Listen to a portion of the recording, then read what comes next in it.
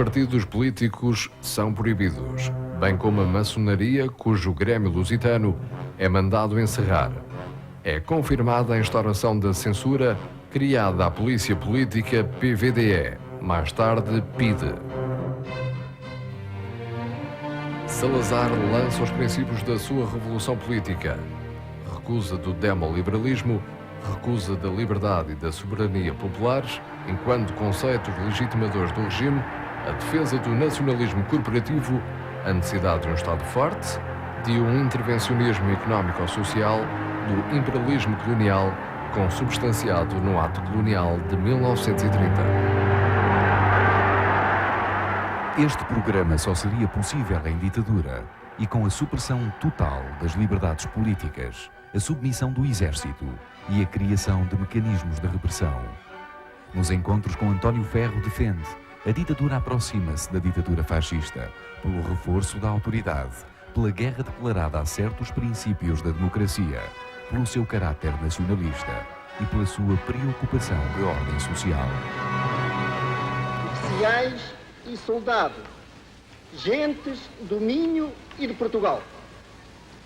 Faz hoje 10 anos, nesta mesma cidade, às ordens de Gomes da Costa, cujo otimismo e valentia quase não eram virtudes, porque brotavam espontaneamente da alma, como exigência da própria natureza, exército português desencadeara um movimento, triunfante sem luta, glorioso sem sangue, porque na verdade a voz de comando foi apenas a expressão militar de uma ordem irresistível da nação. E começou a nova era. Eis agora o que se passou. Às almas dilaceradas pela dúvida e o negativismo do século, procuramos restituir o conforto das grandes certezas. Não discutimos Deus e a virtude. Não discutimos a pátria e a sua história. Não discutimos a autoridade e o seu prestígio. Não discutimos a família e a sua moral. Não discutimos a glória do trabalho e o seu dever.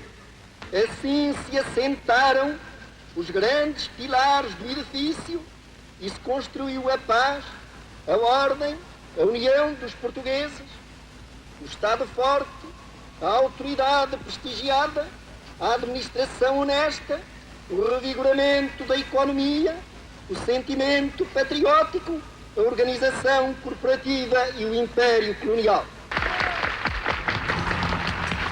Consolidado o regime, nos 10 anos da Revolução do Estado Novo, submetidas as Forças Armadas, sedimentado o movimento político, a União Nacional, Salazar sente a necessidade de criar uma organização de juventude e uma força paramilitar repressiva, uma espécie de milícia do regime. A Mocidade Portuguesa nasce em 1936 por obra e graça do Ministro da Educação, Carneiro Pacheco, e sob inspiração e com ligações estreitas à juventude fascista italiana, os Balilas, e às juventudes hitlerianas. Os instrutores são alemães enviados expressamente a Portugal. A Mocidade Portuguesa era obrigatória dos 7 aos 14 anos e os seus membros usavam um cinto cuja fivela ostentava a letra S de Salazar. Na justificação oficial da sua criação pode ler-se: seria dada à juventude uma organização nacional e pré-militar que estimularia o desenvolvimento integrado da sua capacidade física, a formação do caráter e a devoção à pátria, e que a colocaria em condições de concorrer eficazmente para a sua defesa. Marcelo Caetano foi seu comissário num dos períodos áureos de 1940 a 44. A mocidade iria perdendo importância, já em lenta agonia no 25 de abril. Já a Legião Portuguesa, nascida em setembro de 1936, manteve-se ativa até o 25 de abril, a que ainda tentou resistir. Com Góes Mota na sua presidência nos anos 50, transformou-se num Estado dentro do Estado. Chegou a ter 120 mil membros espalhados pelo país, em todas as classes sociais. Eram informadores da aldeia mais pequena à fábrica. Eram a tropa de choque e provocação nas manifestações da oposição. Eram elementos ativos nas fraudes eleitorais. Chegaram a disputar com a própria PIDE a recolha de informações. Participam com oficiais do ativo no Corpo de Voluntários Os Viriatos, dirigidos por Botelho Muniz na Guerra Civil de Espanha, ao lado das tropas franquistas. Oliveira Salazar, na única visita da sua vida enquanto estadista ao estrangeiro, encontra-se em Sevilha com Francisco Franco, a quem dera uma preciosa ajuda, não só logística, como diplomática e alimentar, com comboios de géneros alimentícios a partir de Lisboa durante os anos da Guerra Civil.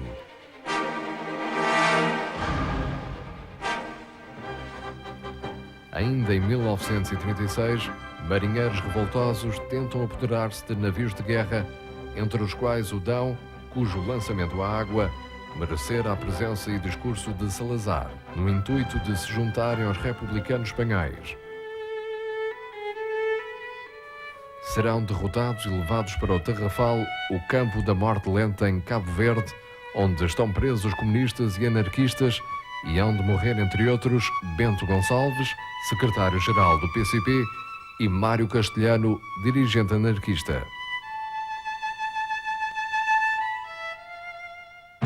Em 4 de julho de 1937, ainda os militantes anarquistas tentarão liquidar Salazar, com uma bomba posta à entrada da sua casa na Bernardo Lima, quando saía de ouvir missa na capela de um amigo.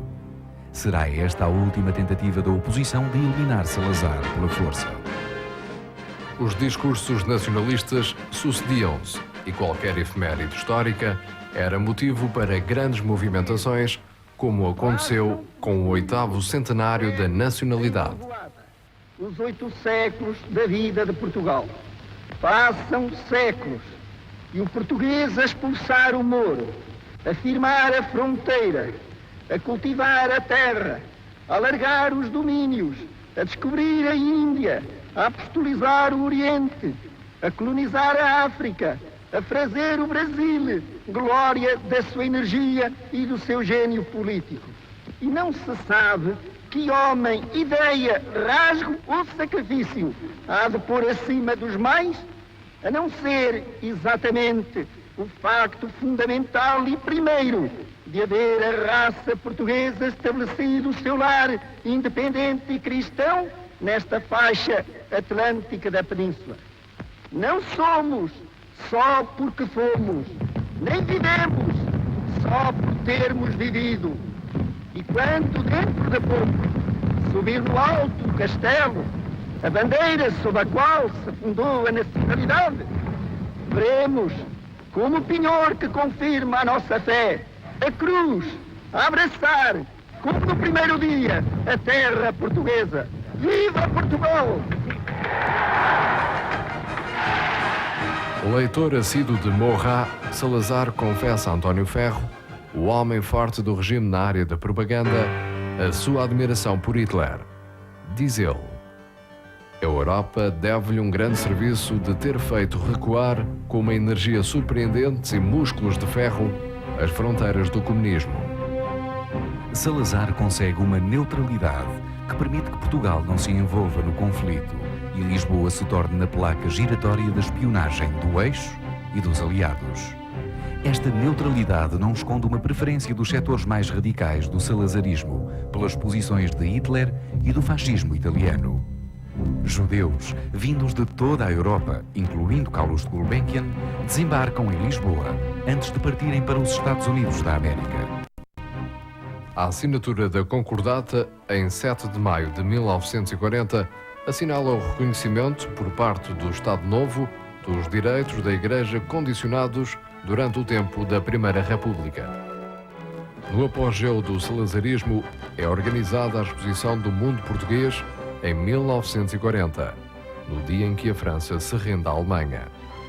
A Segunda Guerra Mundial tira impacto à exposição. Portugal esperava muitos visitantes estrangeiros. Salazar decreta a amnistia dos centenários. Alguns dirigentes do PCP regressam do Tarrafal. começa a reorganização do Partido Comunista. Os regressados trazem instruções da Organização Comunista Prisional do Tarrafal de desconhecer e agirem à margem da direção do PCP então existente. Cansado Gonçalves, Vasco de Carvalho, Velês Grilo, considerados na altura como o grupelho provocatório. Álvaro Cunhal sai em 1940 da prisão e entra na reorganização e torna-se o motor da transformação do PCP na força política mais influente da oposição. Adquire uma implantação ímpar no operariado, na intelectualidade e no movimento estudantil. Com a vitória dos aliados e a derrota dos regimes fascistas do eixo, renasce na oposição a esperança de que Salazar tem os dias contados.